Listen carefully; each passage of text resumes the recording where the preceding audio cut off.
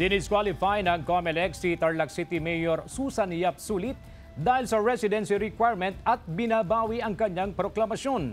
Sa isang pahayag, gagamitin daw ni Yap Sulit ang lahat ng legal na paraan upang ipaglaban ang katotohanan.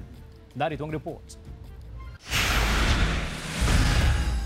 Idineklara ng COMELEC and Bank si Susan Yap Sulit na ineligible o hindi kwalipikado sa kanyang posisyon bilang alkalde ng Tarlac City. Binawi rin ng COMELEC ang kanyang proklamasyon noong May 2025 elections. Nadiskubre ng COMELEC na bigo si Yap Sulit na patunayan ang kanyang tirahan sa Barangay Tibag, Tarlac City na naaayon sa pangangailangan ng batas. Sa inilabas na unanimous decision noong October 22, pinaboran ng COMELEC ang motion for reconsideration ng mga petitioner na nagsabing hindi natugunan ni Yap Sulit ang one-year residency requirement sa ilalim ng Local Government Code. Binawi rin ng COMELEC and Bank ang naunang desisyon ng Second Division na nagbasura sa kaso dahil sa teknikalidad. Kaninang umaga, humarap sa isang pulong balitaan ng mga petitioner at kanilang mga legal counsel. Base po sa mga ebidensya ng ating mga barangay officials, barangay health workers, and kahit po yung sariling political ally po ni Susan Yap, sinabing hindi po sila nakatira dito sa barangay Tibag, Tarlac City.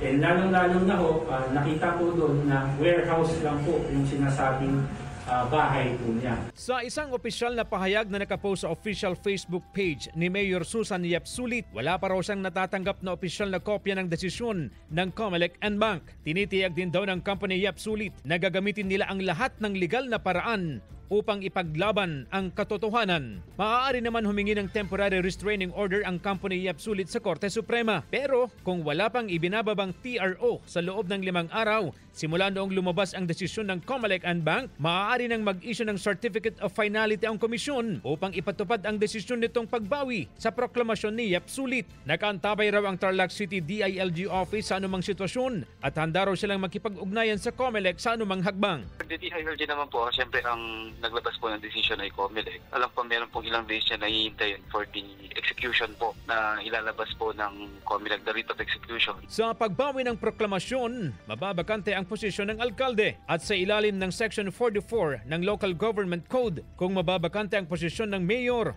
automatic na mag-a-assume ng posisyon ang Vice Mayor. Siyempre po kung mapa-final po at may-execute po yung nilabas ng COMELEC, our Vice Mayor, Tite Angeles, will assume the position of Mayor of Tarlac City. CJ Torida, One North Central Luzon.